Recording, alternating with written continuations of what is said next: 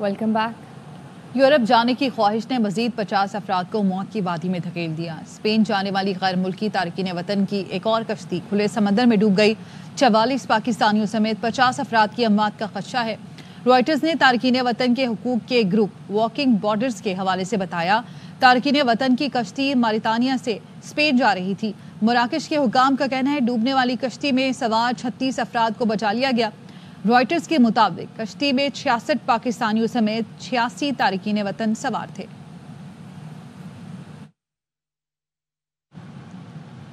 यूनान कश्ती हादसे के बाद तारकीन वतन की कश्ती को एक और हादसा पेश आ गया। तारकीन वतन को मोरक्को की समंदरी हदूद में मुबैना तौर पर कत्ल करने का इंकशाफ हुआ है। मरने वालों में से 12 अफराद का ताल्लुक गुजरात से है।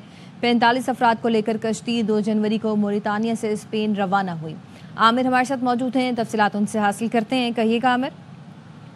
ये बिल्कुल ये इस तरह हुआ है कि 2 जनवरी को ये कश्ती मुर्तानिया से निकली थी स्पेन के लिए। उसके बाद यहाँ पर जो समुद्र के अंदर पहुंची है कश्ती, तो वहाँ पर इनके दरमियान जो जेंटों के दरमियान झगड़ा हुआ था, जिसमें से जेंटों ने उनसे पिछले जो पाकिस्तानी जेंट थे उनसे रकम मांगी थी, जिसके दरमियान तनाज़ा के नतीजा में इन्होंने वो कश्ती बीच समंदर के रोक दी। 8 दिन वो भूखे प्यासे पाकिस्तानी वहां पर मौजूद रहे, जिसमें 20 जो गैर मुल्की भी शामिल थे। और कुछ लोग तो भूख और प्यास की वजह से मर गए। बाकी लोगों को जब उनको रकम नहीं मिली तो गैर मुल्की एजेंटों ने इनको पाकिस्तानी को कत्ल करना शुरू कर दिया। इसके दौरान कोई 22 के करीब जो पाकिस्तानी थे उन्होंने जिंदा बचने की कोशिश की। वहां से उन्होंने समुद्र में छलांगे लगाई और वहां से कुछ मछेरों ने इनकी इमदाद की, जिसकी वजह से ये साहिल समुद्र की तरफ बच जाने में कामयाब हुए। उन लड़कों ने जो जिंदा बचे हैं उन्होंने बताया है कि 65 के जो तकरीबन जो 45 के करीब नौजवान थे, जिनमें 12 जो है वो गुजरात के हैं, उनको कत्ल कर दिया गया है। जिनमें 3 नौजवान जो गांव जौड़ा के हैं, 2 गुरकों के हैं, 2 डोला गांव के हैं। जो मैं जहां पर मैं खड़ा हूं यहाँ के करीब के 5 और 6 लड़के यहाँ के हैं। तो इस तरह 12 जो अफराद हैं वो गुजरात के हैं।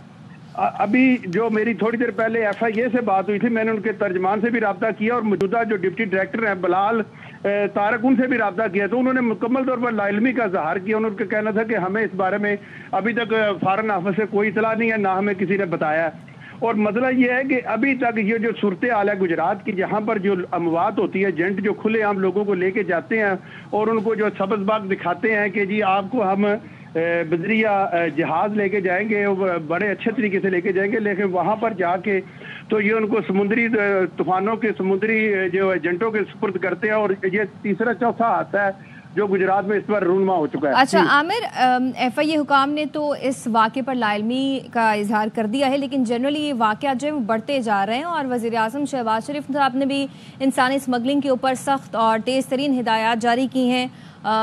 FIA की अभी तक क्या कार्रवाई हो सकी है इन तमाम तर वाक़यात की रोकथाम के लिए? FIA ने तो अभी तक जो FIA के रोजमर्रा के जो हैंड आउट आ रहे हैं, जो प्रेस रिलीज उनकी आ रही है, उसके मुताबिक तो बहुत ज्यादा एजेंटों को गिरफ्तार किया जा रहा है। लेकिन अगर इनका अदालती रिकॉर्ड चेक करें तो तकरीबन सारे एजेंट जो है ना वो अदालतों से बरी हो जाते हैं। एजेंट पकड़े जाते हैं और उसके बाद बड़े आसानी से वो अदालतों से बरी हो जाते हैं। इनका निज़ाम तफ्तीश इतना कमजोर है। और इसके बाद एक और चीज भी है कि एक हमारी एजेंसियों ने इनके ऊपर इल्जामात भी लगाए हैं कि जो FIA के तफ्तीशी अफसरान हैं उनके अकाउंटों में करोड़ों रुपए के पैसे हैं और उनके एजेंटों के साथ राब्ते होते हैं। ये इतना अफसोसनाक पहलू है कि जब तफ्तीशी अफसरान एजेंटों से मिली भगत करके तो लोगों को इस तरह इंसानी स्मगलिंग में मुलव्वस पाए जाएंगे, तो आम आदमी देखें को लोग पाकिस्तान में गुर्बत की वजह से हर बंदा बैरून मुल्क जाने की कोशिश करता है। और ये एजेंट जो है जो लोगों को दिखाते हैं ख्वाब है कि हम आपका वीजा लगवाएंगे, आपका बैरून मुल्क अच्छा आमिर, ये जो मुतासरीन है इनकी फैमिली से अगर आपकी बात हो सकी तो जाहिर सी बात है कि एजेंट कुछ रकम भी लेते हैं इनको भिजवाने के लिए, तो कितनी रकम दे सके? एजेंट जो है ना वो सबसे पहले नकद कैश लेते हैं, रकम पूरी लेते हैं। रकम लेने के बाद फिर वो किसी लड़के को उठाते हैं। इसके साथ वो बड़े तरीके से जो काम करते हैं, उनका पासपोर्ट, उनकी तस्वीर, उनके शनाख्ती कार्ड लेके इस तरह के लीगलाइज प्रोग्राम करते हैं कि ऐसे बंदे को पता चलता है कि अभी हमारा लड़का जो है वो जहाज में बैठेगा और दूसरे दिन यूरोप में उतर जाएगा। लेकिन अफसोस ये होता है कि ये यहाँ से लेके जाते हैं उनको मुख्तलिफ ममालिक में, वहां से जब वो पहुंचते हैं लड़के तो वहां से उनको ब्लैकमेल करके तो कश्ती के जरिए उनको वहां से बैठा देते हैं और उनको मौत के मुंह में धकेल देते हैं।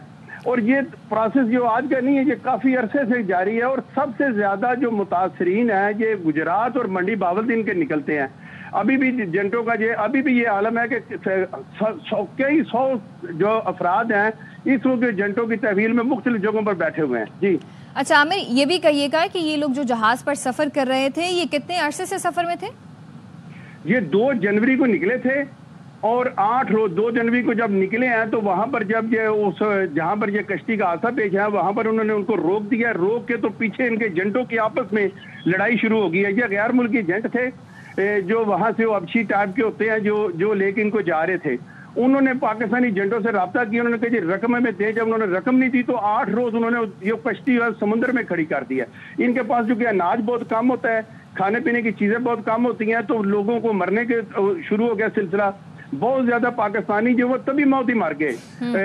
उसमें गैर मुल्की भी थे, वो भी मर गए। और बाकी लोगों को जब इनको रकम नहीं मिली तो उन्होंने बड़ी बेदर्दी से उनको कत्ल करना शुरू कर दिया।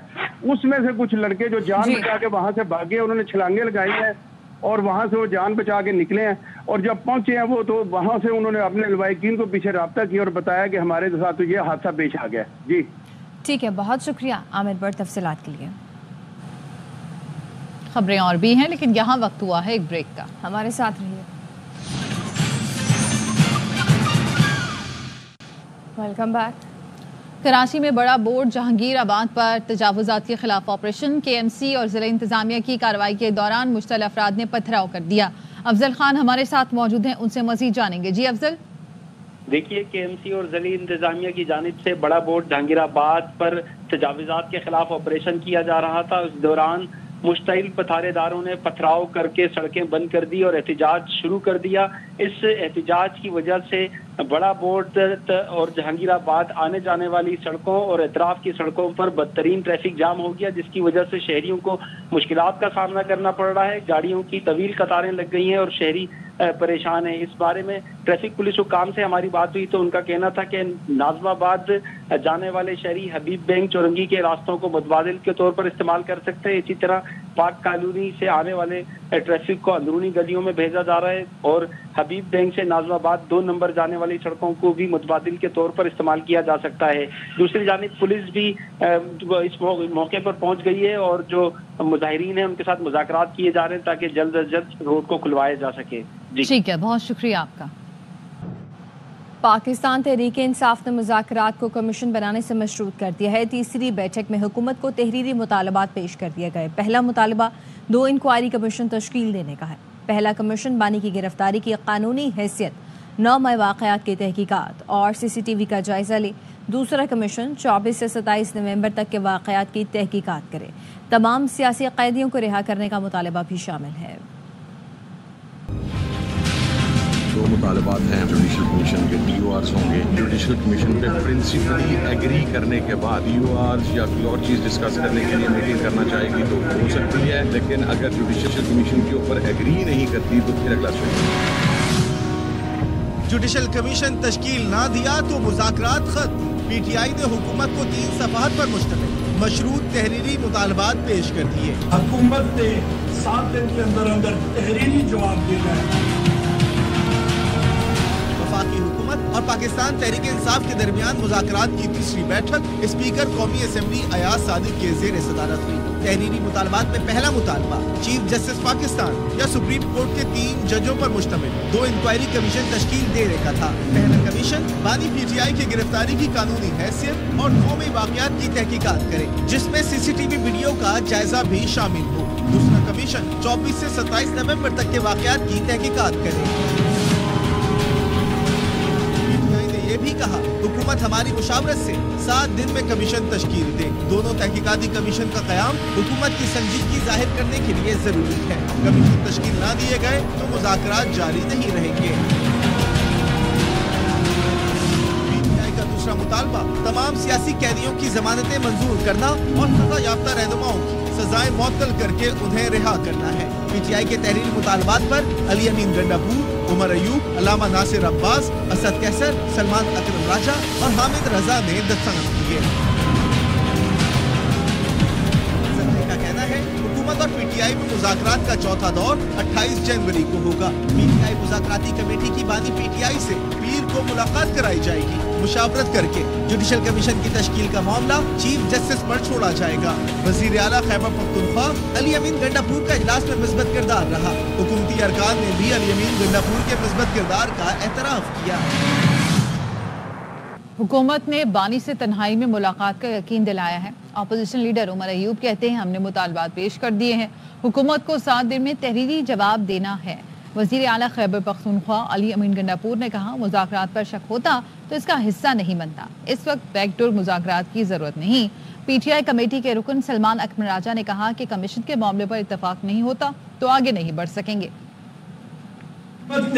7 दिन के अंदर अंदर तहरीरी जवाब देना है और हुकूमत ने इस चीज को माना है कि पाकिस्तान तहरीक इंसाफ और अपोजिशन पार्टियों के कमेटी के मेंबरान की मीटिंग इमरान खान से अडयाला जेल में अनमॉनिटर्ड होनी चाहिए। बैकडोर हो रहे हैं कोई बैकडोर की जरूरत नहीं है, जब ऊपर इंतकाल होते हैं बैकडोर की जरूरत नहीं होती, वो तो सब होते हैं ऊपर ना हो रहे। गवर्नमेंट ने वक्त मांगा है जवाब देने के लिए। 7 दिनों में उन्होंने उसूली अपना फैसला हमें बताना है कि कमीशन बनेंगे कि नहीं बनेंगे। अगर इन पे उसूली इत्तेफाक नहीं होता तो आगे बढ़ने का कोई फायदा नहीं है। हमारे असीरान की रिहाई है वो भी हमने लिख के दे दिया है, जमानतें बनती हैं, हमारे लोगों की उनकी जमानतें होने दी जाएं, सरकार मुदाखलत ना करे। वज़ीर आज़म ने PTI के तहरीरी मुतालबात पर कमेटी तश्कील दे दी है। राना सनाउल्लाह का कहना है कि अपोजिशन मैंडेट वापसी के मुतालबे से दस्तबरदार हो गई है।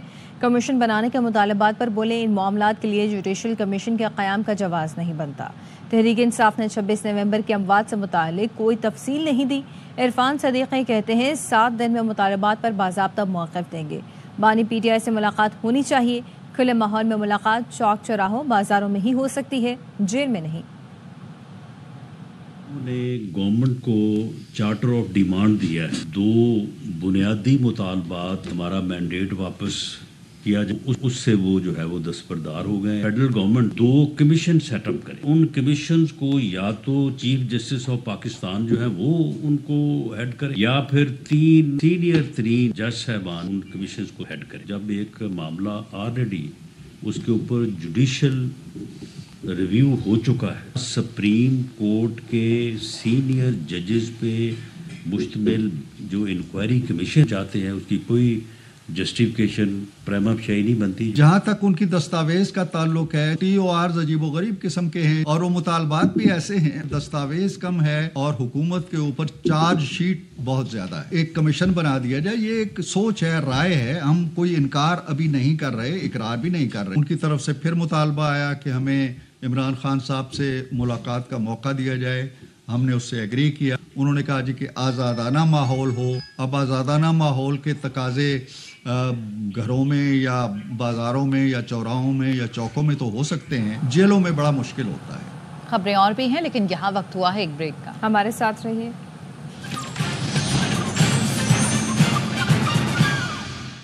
Welcome back. जंगबंदी मुआहदे पर इत्तफाक के बाद भी इसराइली जारहियत से बाज न आया। सहनी फौज ने गजा पर बमबारी करके 81 फ़लस्तीनी शहीद कर दिए हैं। 230 जख्मी हो चुके। शहादा में 20 बच्चे और 25 खवातीन भी शामिल हैं। जंगबंदी मुआहदे के खिलाफ सहनी इंतहा पसंद इसराइल के मुतादिद शहरों में एहतजाज कर रहे हैं। 15 माह बाद गजा में जंगबंदी का मुआहदा हुआ, एतवार से इतलाक होगा। कतरी वज़ीर आज़म ने मुआहदे का ऐलान किया और बताया अमरीका और कतर मुआहदे की निगरानी करेंगे। बॉलीवुड अदाकार सैफ अली खान घर में डकैती की वारदात में जख्मी हो गए। रात 2:30 बजे वाक़या पेश आया। अदाकार डाकू के साथ मज़ाहमत के दौरान जख्मी हुए। खून में लथपथ सैफ अली खान को बेटे इब्राहिम ने रिक्शे में अस्पताल पहुंचाया। डॉक्टर्स का कहना है सैफ को चाकू के वार से 6 जख्म आए। सर्जरी मुकम्मल हो गई है, हालत खतरे से बाहर है। पुलिस का कहना है सैफ अली खान के गार्ड समेत 4 अफराद को हिरासत में ले लिया गया। एक मुलजिम की निशानदही कर ली गई है। नामालूम शख्स बराबर वाली इमारत से घर में घुसा।